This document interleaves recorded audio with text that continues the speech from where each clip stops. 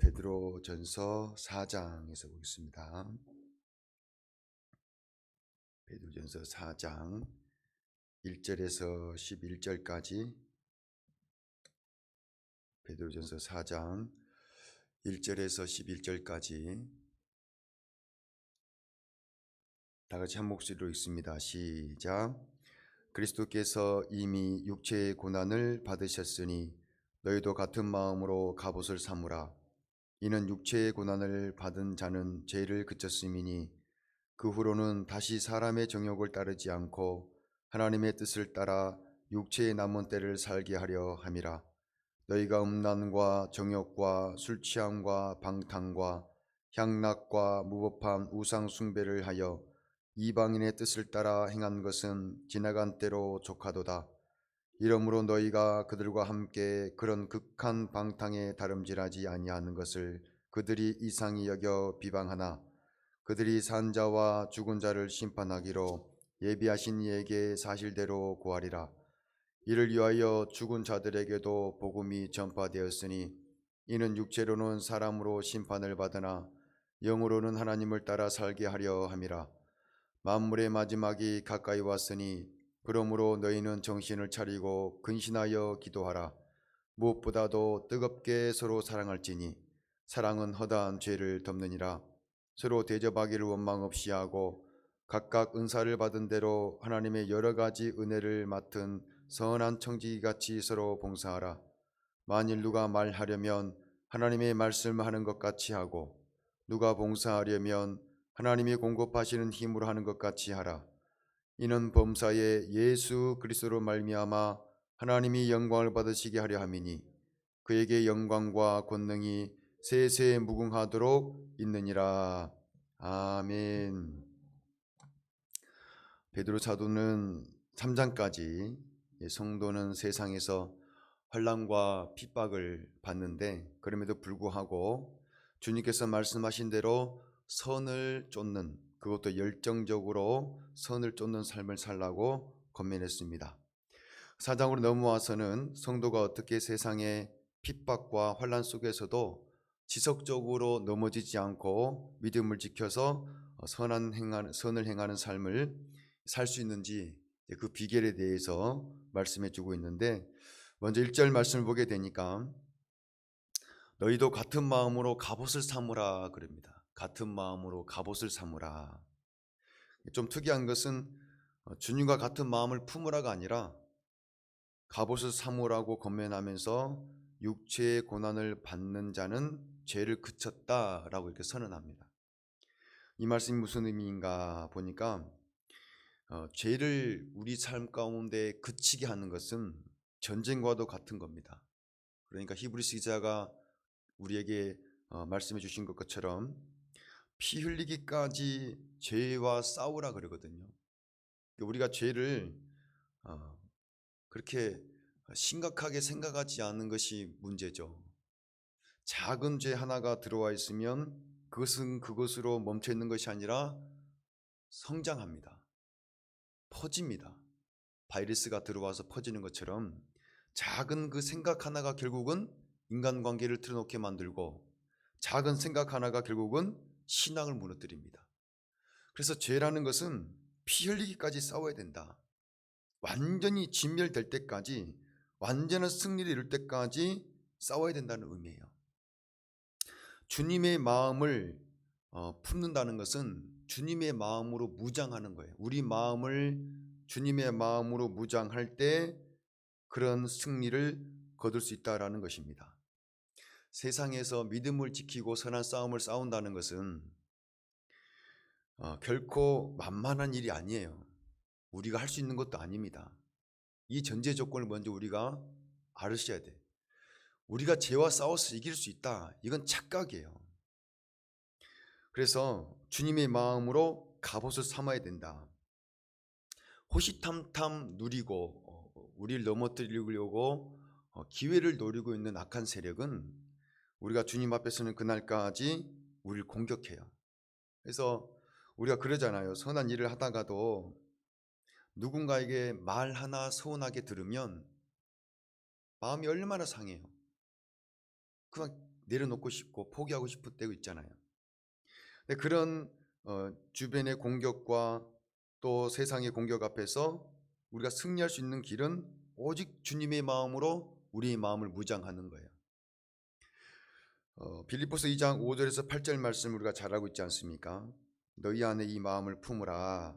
곧 그리스도 예수의 마음이니 그는 근본 하나님의 본체시나 하나님과 동등됨을 취할 것으로 여기지 아니하시고 오히려 자기를 비어 종의 형체를 가지사 사람과 같이 되셨고 사람의 모양으로 나타나사 자기를 낮추시고 죽기까지 복종하셨으니 곧 십자가에 죽으심이라. 주님의 마음으로 무장하면 그 마음이 우리를 지키기 시작해요. 우리가 우리를 지키는 것이 아니라 그 마음이 우리를 지키는데 우리를 죄로부터 지켜주고 죄로부터 멀어지게 하고 겸손히 자기를 낮춰 모든 일을 원망과 시비 없이 할 수 있도록 우리를 지킵니다. 이 마음이 육신의 생각으로 보게 되면은 연약해 보이고 우리의 성에 차지 않죠. 왠지 손해 볼 것 같고 그렇게 해서 정말 이런 모든 관계들이 세워지고 사역이 감당되고 우리가 정말 죄로부터 진정한 승리를 거둘 수 있을까? 이런 생각을 할 수 있겠으나 한번 해보세요. 놀라운 경험을 하게 됩니다. 주님의 마음을 품는다는 것. 주님의 마음은 철저히 이타적인 거예요. 주님의 마음에는 이기적인 마음이 없습니다. 애초에 주님께서 이 땅에 내려오실 때부터 어떤 마음으로 내려오셨습니까? 십자가를 지시려고 내려온 거예요. 그래서 마가복음 10장 45절 말씀 우리가 잘 알고 있잖아요. 인자가 온 것은 섬김을 받으려 하는 것이 아니라 섬기기 위해서 내려왔다. 많은 사람들의 목숨을 구원하기 위하여 대속물로 드려지기 위해서 왔다라고 기록하고 있어요. 그러니까 우리가 어떤 사람을 만날 때 어떤 상황 속에서 상처받거나 믿음이 흔들리거나 또 우리가 주눅들지 않기 위해서는 애초부터 처음부터 그런 마음으로 신앙생활을 하고 직장생활을 하고 우리 인생을 살아가는 겁니다. 나는 애초에 남을 섬기기 위해서 존재하는 사람이다. 높아지려고 하지 말고 높아져서도 안 되고 이기려고 해서도 안 되고 또 이겨서도 안 되고 그래서 주님처럼 지는 것이 이기는 겁니다. 주는 것이 복된 겁니다. 이렇게 주님의 마음으로 무장한 성도들에게는 어떤 은혜와 복이 주어지냐 2절과 3절 말씀을 삶으로 살아낼 수 있어요. 같이 읽습니다. 시작. 그 후로는 다시 사람의 정욕을 따르지 않고 하나님의 뜻을 따라 육체의 남은 때를 살게 하려 함이라. 너희가 음란과 정욕과 술 취함과 방탕과 향락과 무법한 우상 숭배를 하여 이방인의 뜻을 따라 행한 것은 지나간 때로 족하도다. 하나님께서 애굽에 종살이하던 이스라엘 백성들을 모세를 통하여 이제 출애굽을 시킨 이후에 가장 먼저 맞닥뜨리게 한 것이 홍해잖아요. 그 홍해를 건너요.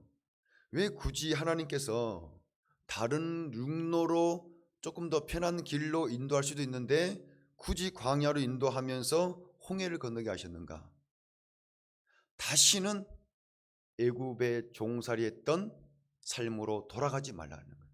이것을 사도 바울은 세례라 그랬어요. 예수 그리스도를 믿는다는 것은 이렇게 홍해를 건넌 사람들이에요. 홍해를 건넌 삶을 사는 거예요. 다시는 과거의 옛 구습을 쫓는 삶으로, 즉 극한 방탕의 삶으로 돌아갈 수 없는 이제 존재가 되어버린 거예요.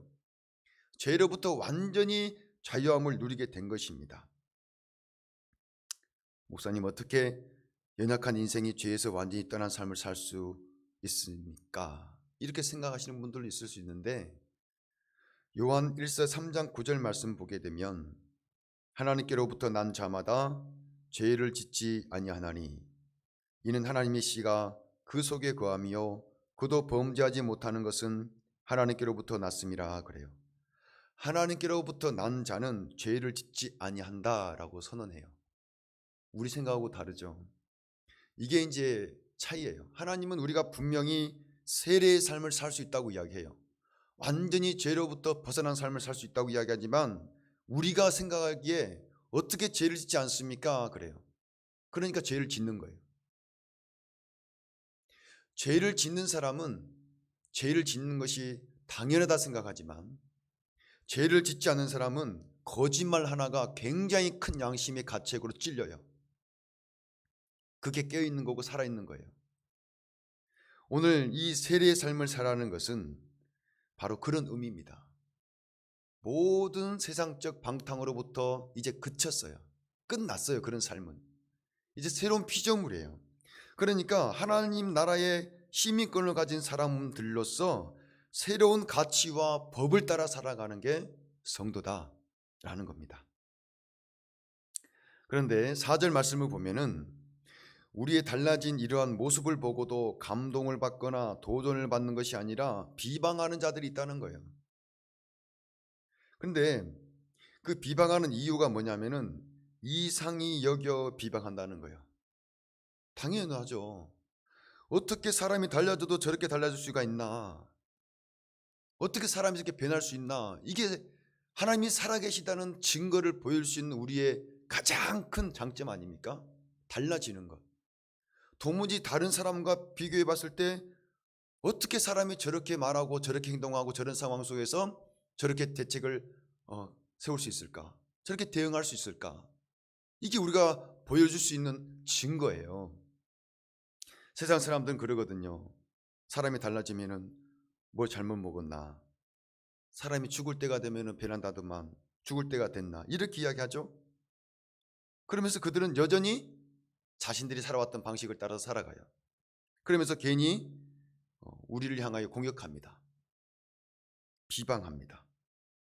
그런데 세상 사람들은 모두 다 이렇게 보게 되면은 각각 다른 삶을 살고 있는 것 같으나 본질적으로 보면 공통 분모를 가지고 있어요. 그게 뭐냐면 물질, 탐욕, 정욕, 음란 이런 것들을 똑같이 추구하며 살아갑니다. 이 모든 것은 한 원죄의 뿌리에서 나온 것이기 때문에 그래요. 하나님을 떠나 있는 인생들, 불경건한 삶을 살아가는 그들에게는 똑같은 삶의 방식이 그대로 보여집니다. 창세기에 시작한 죄는 오늘날 저와 여러분이 살아가는 이 세대에 그대로 나타나요. 음란과 술취함과 방탕함과 토색함과 악독과 시기와 질투와 다툼과 수근수근거림과 당지움과 똑같아요. 그 뿌리가 똑같기 때문에 그래요. 근데 우리는 이제 달라져야죠. 우린 예수 그리스도 안에서 새로운 존재들이 되었잖아요. 그러니까 사도 바울이 베드로 사도가 지금 본문 속에서 성도들을 공격하고 교회를 핍박하고 조롱하는 것은 너무나 당연한 일이다 이거예요. 그렇지만 인간이기 때문에 약해질 수 있고 넘어질 수 있으니까 이 말씀을 통해서 건면해 주는 거예요. 버티고 견뎌라. 마지막 때가 되면은 하나님께서 다 회복하신다. 그런데 오늘 5절 말씀을 보게 되니까 참 위로가 되는 것이 같이 읽습니다. 시작. 그들이 산 자와 죽은 자를 심판하기로 예비하신 이에게 사실대로 구하리라 그래요. 이 뭐냐면 마지막 때 이제 믿는 자들과 믿지 않는 자들이 다 부활을 하잖아요. 믿는 자들은 생명의 부활로 부활을 하고 믿지 않은 이른 자들은 심판의 부활로 부활한다고 주님께서 말씀하셨어요. 그럼 그들이 주님 앞에서 어떻게 한다는 거예요? 모든 일들을 그들이 본 대로 하나님 앞에서 오히려 증언해 준다 이거예요. 이게 얼마나 위로가 되는 겁니까? 우리를 공격했던 이들이 심판자 되시는 하나님 앞에서 자기들의 죄를 자백하고 성도들의 신실함 또한 신실함을 그들이 증언해 준다 이거예요. 그들이 보았으니까. 성도의 온전한 삶은 영생과 영벌의 자리에서 죄인들을 통하여 증언될 정도로 우리가 살아야 된다는 의미예요. 그러니까 이 세상에서 뿐만 아니라 이 모든 것이 하나님 앞에서 그대로 재현될 거예요. 그러니까 우리가 어떤 사람을 만나든 무엇을 하든지 정말 성도답게 일을 하고 사람을 대하는 것은 하나님 앞에서 하는 일이다라는 것을 우리가 인식해야 됩니다.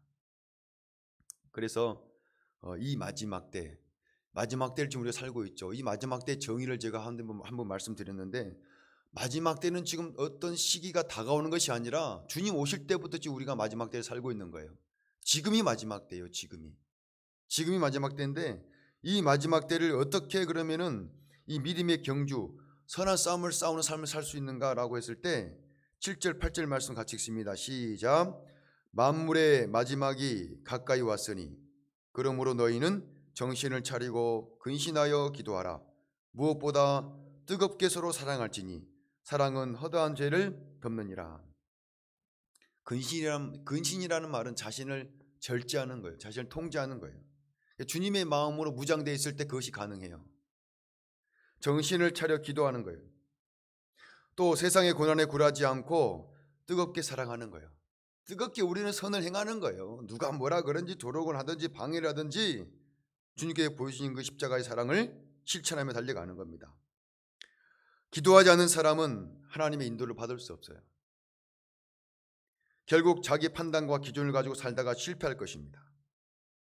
또한 기도하지 않는 사람은 결코 다른 일을 사랑할 수 없어요. 그리고 결코 믿음을 지키면서나 싸움을 싸우며 달려갈 길을 달려갈 수가 없습니다. 이건 뻔한 거예요. 기도하지 않고 절대 이 땅 가운데 믿음을 지키면서 선한 싸움을 싸우면서 달려갈 길 달려갈 수 없습니다. 그러니까 신앙생활은 기도생활이에요. 제가 이렇게 기도를 강조해도 아이고 목사님 뭐 그리 안 해도 천만의 말씀. 제가 보면 다 보여요. 저분의 영적 상태가 어떤 상태인지. 하나님 보시기에 여러분 속일 수 없거든요. 말씀이 지금 우리에게 그렇게 가르치고 있거든요. 그래서 기도는 신앙생활이에요. 직분이 중요한 것이 아니라 지금 현재 우리의 영적 상태가 사역을 감당하고 하나님의 뜻을 이루는 거예요. 이렇게 기도하는 성도들, 또 이렇게 마지막 때에 이런 말씀을 마음에 새기고 끝까지 하나님의 영광을 위해 살아가기를 결단하는 자들에게 나타나는 열매가 있어요. 그게 9절부터 11절 말씀에 기록되어 있어요. 서로 대접해요. 누가 대접할 수 있습니까? 기도하는 사람이 대접할 수 있어요. 주님의 마음으로 무장된 자가 대접할 수 있어요. 아까워서 식사 한번 대접하지 못하고, 아까워서 성경헌금, 건축헌금 제대로 한번 하지 못하는 사람들이 얼마나 많아요. 아까워서 분명한 말씀에 하나님께 드려야 될 것이 분명히 있음에도 불구하고 드리지 못하는 사람이 얼마나 많아요. 나누지 못하고 섬기지 못하고, 그러나 그 삶이 결국 그런 걸 아낀다고 해서 풍성해지거나 그런 걸 아낀다고 해서 잘 살게 되는 것도 아니거든요. 그 굴레에서 벗어나지 못하는 겁니다. 원망 없이 서로 대접할 수가 있고, 또 보게 되면요, 선한 청지기같이 봉사할 수 있어요. 어떤 일을 맡기면 그 일을 하나님께서 나에게 맡겨주시니라 생각하면서 충성되게 감당하는 거예요. 안 하겠다, 빼주라, 못하겠다, 그런 게 아니고 어떻게 해서든지 주님 앞에서 내가 이걸 해보겠다, 지혜를 구하고, 그게 주님의 마음으로 무장된 자들이 하는 일이에요. 또 보세요. 봉사하려면 하나님이 공급하시는 힘을 하는 것 같이 하고요, 말 한마디를 하더라도 하나님의 말씀하는 것 같이 해요. 이게 얼마나 귀한 열매인 줄 아십니까? 우리가 기도해야 될 제목이에요. 이 모든 것이 결국은 하나님이 영광을 받으시는 것이라는 사실을 너무나 잘 알고 있기 때문에, 그렇지 않으면 걸림돌이 된다 그래. 걸림돌. 교회 안에서 걸림돌이 되면 안 돼요. 사회 안에서 걸림돌이 되면 안 됩니다. 비록 나를 밟고 지나가더라도 디딤돌이 되어야지. 그러니까 여러분, 우리가 이 말씀을 이렇게 읽고 묵상하고 기도하는 것은 모든 것의 시작이요 기초예요. 이것이 되지 않고 결코 다른 어떤 열매를 바라볼 수 없습니다. 우리는 세상에 속한 자들이 아닙니다. 세상은 우리를 볼 때 이상히 여겨요. 조롱합니다. 핍박합니다. 그러나 우리는 그런 것에 마음 뺏길 필요도 없고 흔들릴 필요도 없어요. 우리는 주님 알아보면서 이 마지막 때 주님 가라 하신 길을 믿음으로 걸어가는 겁니다. 주님의 뜻을 알기에 싸우면서 가는 겁니다. 우리의 힘을 할 수 없기에 기도하면서 가는 겁니다. 주님의 마음을 품고 오늘도 맡겨진 귀한 자리에서 하나님의 영광을 위하여 달려가기를 주님의 이름으로 간절히 소망합니다. 기도하겠습니다. 하나님 우리 아버지 감사합니다. 한 주간도 하나님의 은혜로 지켜주셨습니다. 이제 또 거룩한 한 주를 준비하는 오늘 이 새벽에 또 귀한 말씀으로 아버지 하나님 우리에게 들려주심을 감사합니다. 한 귀로 듣고 한 귀로 들리는 자들이 아니라 정말 하나님의 말씀을 듣고 마음에 새기고 생각에 두고 날마다 삶 가운데 실천하기 위하여 기도합니다. 하나님의 마음을 부어 주옵소서. 주님의 그 마음으로 무장되게 해 주셔서 죄악으로부터 떠나고 죄를 이기고 세상을 이기며 악한 권세를 이기며 선한 싸움을 싸우며 달려갈 길을 달려갈 수 있는 이 새벽을 깨어나와 기도하는 모든 성도들 되어줄 수 있도록 성령이 붙잡아 주시옵소서. 나아가 우리가 중보합니다. 우리뿐만 아니라 우리 교회 모든 성도들이 이러한 삶을 살기를 원하고 우리의 가정에 믿지 않은 남편들과 자녀들과 우리 주변의 모든 일가 친척 지인들에게도 우리가 복음을 증거하고 아버지 하나님 그들의 사랑으로 섬기며 나아갈 때 그들이 하나님께로 돌아온 역사가 일어날 수 있도록 주여 은혜를 베풀어 주시옵소서. 우리가 할 수 있는 것이 아닙니다. 오직 하나님의 권능 속에 하나님의 은혜로 말미암아 되어질 것들이 오니 이 새벽에도 그 긍휼을 구하고 그 은혜를 구하오니 하나님 폭포수 같은 은혜를 부어 주시옵소서.